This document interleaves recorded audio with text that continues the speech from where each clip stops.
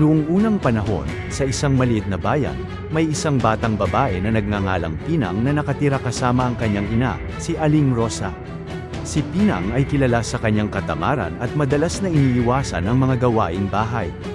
Tuwing hihilingin ng kanyang ina na tumulong sa mga gawaing bahay o maghanap ng isang bagay, laging magrereklamo si Pinang, "Bakit hindi na lang ikaw ang maghanap, inay?" Isang araw, nagkasakit si Aling Rosa at hindi na makalabas ng kama. Hiniling ni Aling Rosa kay Pinang na magluto ng lugaw para sa agahan. "Hanapin mo ang mga sangkap sa kusina," sabi ni Aling Rosa. Naglakad palayo si Pinang patungong kusina, ngunit nalungkot at nainis siya nang hindi niya makita ang hinahanap na mga sangkap. Nagsalita siya ng galit, "Bakit ba kailangang maghanap ng napakaraming bagay? Wala akong makita." Nang marinig ni Aling Rosa ang mga reklamo ng kanyang anak, labis siyang nalungkot. Nanalangin siya, "Sana magkaroon ng maraming mata ang anak ko para makita niya ang lahat ng hinahanap niya."